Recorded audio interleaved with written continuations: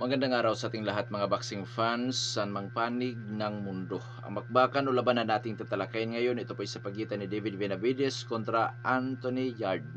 Fight schedule November 22, 2025 na ganapin sa NB Arena, Riyadh Kingdom of Saudi Arabia. Sa labanan na ito mga idol, nakataya po ang WBC Light Heavyweight title. At sa labanan din na ito, tayo po ay maghahig ng sarili ating fight prediction, comparison at analysis na kung saan doon pa po lamang sa ating gagawing comparison, detalyado na inyong malalaman kung saan niya ba naging yamado sa naging dihado ito mga maglalaban. At inaanyayahan ko rin po kayo na panoorin ang buong video bilang karagdagang kaalaman para sa atin ng mga boxing fans. At hindi lang po yun, marami rin po kayo makukuha mga basihan na posibleng makapagbibigay influensya sa inyo, lalo na pagdating po sa inyong magiging desisyon kung sino ang inyong papuburan sa mga maglalaban. Pagkamat ang Sports PH ay naghahayag po ng prediksyon, mga idols, nasa inyo pa rin po ang huling desisyon. Bago naman natin ito simulan, para po sa mga boxing fans na bago pa po lamang napadpad dito sa ating munting channel, inanyayahan ko po kayo na sana supportan po yung pamamagitan po ng pag-subscribe, like, and share. At para po sa mga boxing fans na walang sawa na sumuporta o sumubaybay dito sa ating munting channel, tapos puso po ako napapasalamat sa inyong lahat. Wala po ang Sports PH kung wala rin po kayo mga idols. Kaya naman po, simulan na natin ang ating talakayan. Alamin muna natin ang mga background dito sa magkabilang panig, dahil yan po ang ating gagamitin naman na referensya mamaya doon sa ating gagawing comparison. At unahin natin na sa panig ditong si Anthony Yarde. Bilang isang professional boxer, may impresimong kartada itong si Anthony Yarde. 27 wins with 24 wins coming by way of knockout. May 3 talo, ngunit wala pa na talang tabla. Sa kanyang 3 talo, 2 beses ito nakatikim ng technical knockout. Sa ngayon, may edad ito na 34 anyos at ang height 6 foot flat. Orthodox ang stance, knockout ratio 88.89%. Last fight, April 26, 2025, nakasagopa nitong si Yarde si Lyndon Arthur. Panalo by unanimous decision si Anthony Yarde. Eksperyensya, karanasan itong si Anthony Yarde, 2-time world title challenger. Nag-world title challenger ito noong 2019 kontra Sergey Kovalev, na kung saan hawak ni Kovalev noon ang WBO World Light Heavyweight title. Talo itong si Yarde by 11th round technical knockout. At noong 2023, naging world title challenger ulit itong si Yarde kontra Arthur Beterbiev. Talo itong si Yarde by 8th round technical knockout. Yan po ang eksperyensya nitong si Yarde mga idols. Ngayon, dako naman tayo sa skills ng boxingerong ito. Boxer puncher, pressure for the style, defensive style, brawler style, counter puncher style. Makamay, masipag sumuntok ito, taglay ang power, timing at accuracy. Pagdating po sa depensa, average. Pagdating sa durability, marunong ma-knockout, marunong rin matalo sa puntusan. Ibig sabihin, ang mayroon sa kanya ay ang matinding determinasyon na kung saan kahit ma-knockout, makarecover, makabangon mga idols. Ngayon sa panig naman itong si David Benavides. Bilang sa professional boxer, si David Benavides naman po ay may impresibong kartada, 30 wins with 24 wins coming by way of knockout.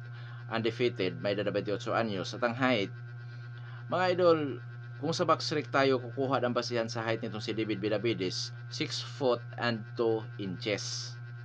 Ngunit noong sinuri ko po yung mga estilo laban nitong si David Benavides, ang nakalagay doon sa screen is 6 foot and half inch.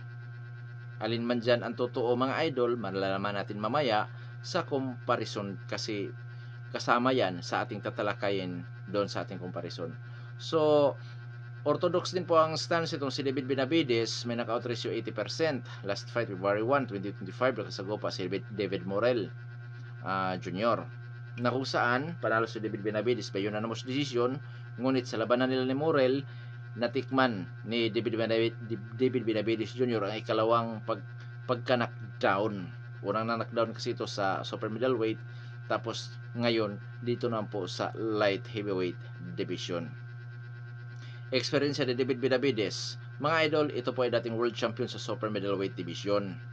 Ilang beses yun nahawakan niya ang WBC, kaso natanggal yan sa kanya dahil nag-overweight itong si David Benavides. At ang pumalit na kampiyon sa WBC noon ay si Canelo Alvarez, na kung saan po mga idol hindi pinabigyan itong si David Benavides. Ang nakuha na lamang nito si David Benavides sa super middleweight division ay ang WBC interim. Oo. Kaya itong si David Benavides, mga idol, nanawa sa kahihintay kay Canelo na pagbigyan, lumipat ito or tumaas sa timbang dito sa light heavyweight division. Nasungkit din ni David Benavides ang WBC interim at nakasagopa niya si Murray may hawak sa WBA regular. Naipanalo ni David Benavides ang laban na kung saan, mga idol, parehong hawak ni David Benavides ang WBC interim at ang WBA regular. Ngunit kung titingnan naman natin sa boxing scene, hawak ngayon ni David Benavides ang WBC World Light Heavyweight title. Kumbaga, na-elevate itong si David Benavides. Sa laban naman niya kay Anthony Yarde, dito ngayon, mga idol, magiging lehitimo na world champion si David Benavides na kung saan hindi lamang sa papel. Mga nakasagupan ni David Benavides dito po sa light heavyweight division, si Alexander Gvozdyk at si David Morrell Jr. Ayan po ang mga nakatunggali ni David Benavides na kung saan nakapagbibigay ng magandang laban sa kanya. Skills ni David Benavides, mga idol, malimit natin nakikita ito sa pressure fighter style, brawler style dahil agresibo itong si David Benavides. Ngunit dito po sa light heavyweight division na kung saan dito na siya nananatili, bagamat malimit pa rin natin nakikita sa pressure fighter style itong si David Benavides, ngunit mga idol, nadagdagan ang kanyang galaw, pressure, defensive, brawler, counter puncher style. So ibig sabihin, boxer puncher na ang galawan itong si David Benavides. Volume puncher, taglay hand speed, power, timing at accuracy. Sa depensa naman, average na din po ang depensa nitong si David Benavides na kung saan ang kanyang estilo sa pagdepensa po, mga idol, ay tapik o di kaya sinasalag ng kanyang mga kamao o ng kanyang bisig ang mga suntok ng kanyang katunggali. So average ang kanyang depensa. Durability, marunong ma-knockdown itong si David Benavides, ngunit marunong din makarecover o makabawi, mga idol, na kung saan masasabi natin bukod sa determinasyon, may tibay din po na kung saan mabilis ang recovery nitong si David Benavides.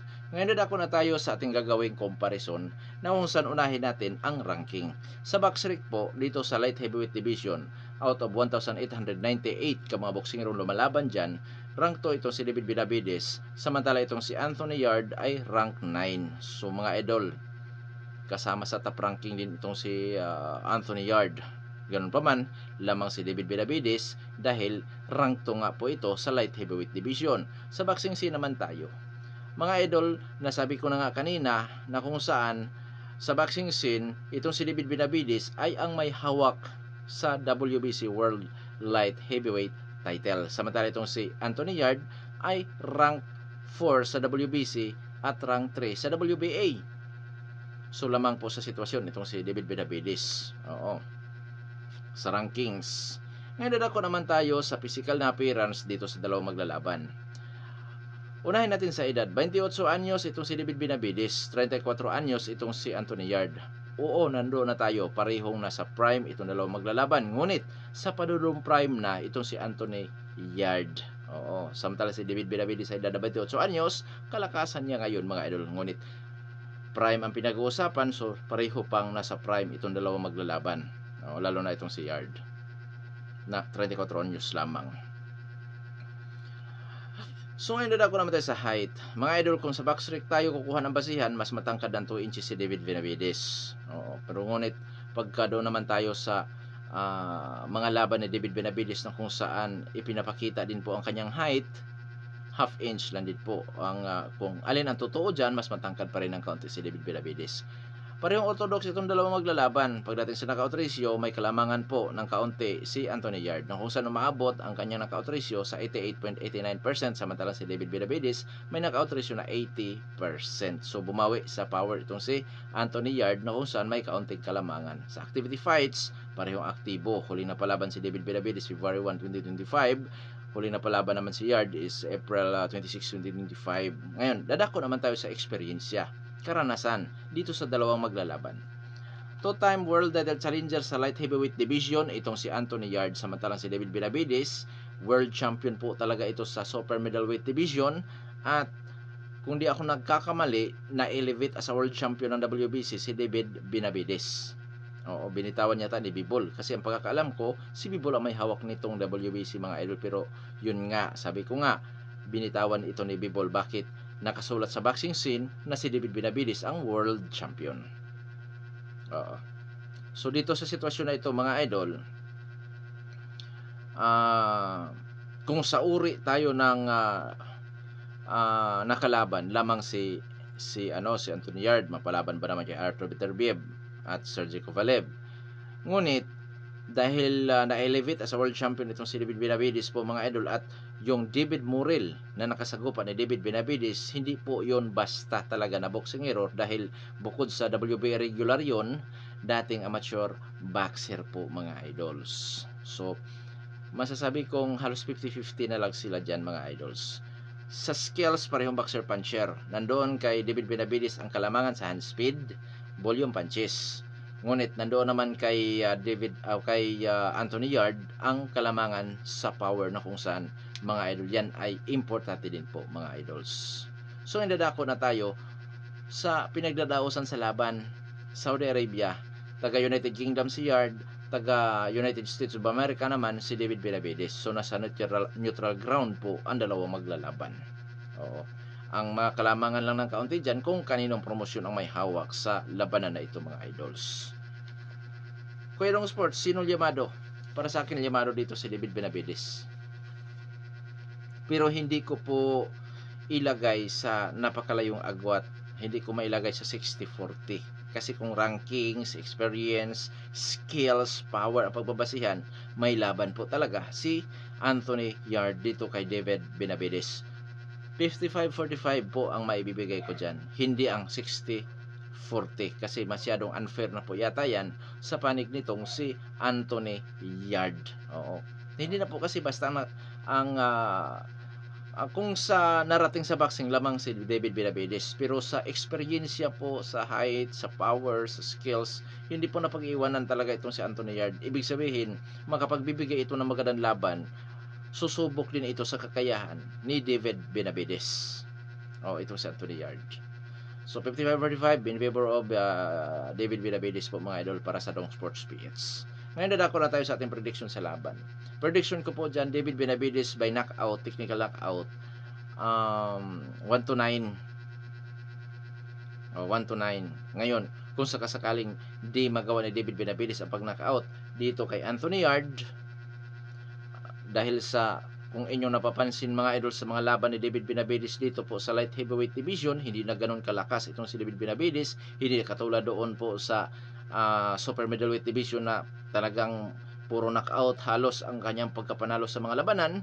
So ang masasabi ko dyan mga idol, pabor pa rin ako kay David Benavides by unanimous decision, split decision, or sa decision. Gamit po ang kanyang hand speed, liksi, power, volume punches, posible siyang makakalamang sa puntusan dito kay Anthony Yarde. So ngayon, nalaman nyo na ang prediction ko nga ay pabor ako kay David Benavides.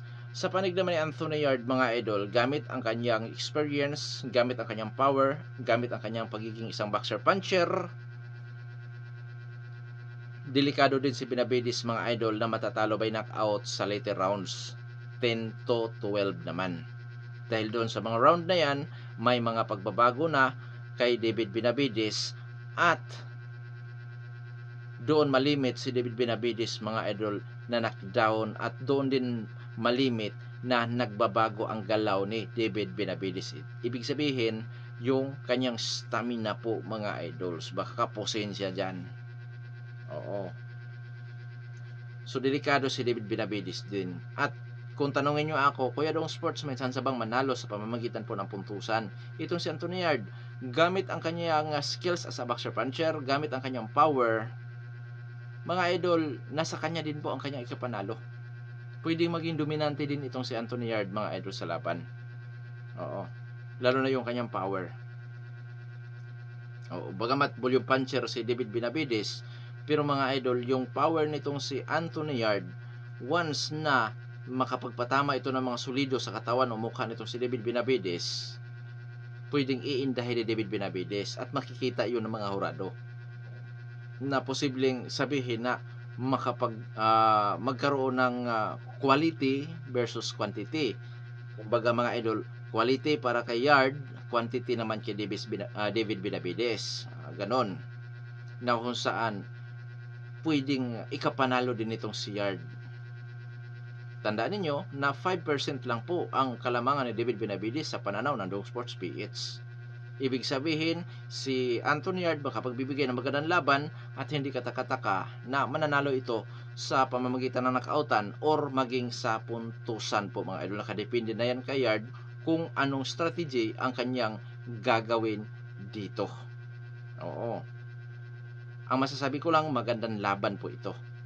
Susubok ito sa kakayahan, susubok ito sa durability ulit nitong si David Benavides. Kasi nga, yung 89 or 88.89% knockout ratio mga idol, talagang masasabi kong delikadong laban to para kay David Benavides, lalo na't hindi naman kagalingan, hindi naman kagandahan ang depensa nitong si David Benavides. Sabi ko nga, pag-aabot ito sa 10, 11, 12, delikado si David Benavides dyan na ma-knockdown or baka mapuruhan, baka ma-knockout pa nga. Oo. Pero dito sa labanan na ito, mananatili na liyamado nga po talaga itong si David Benavides sa ating pananaw. Magandang laban to mga idols. Nga dito na lamang ito po ng Sports PH. God bless po sa ating lahat.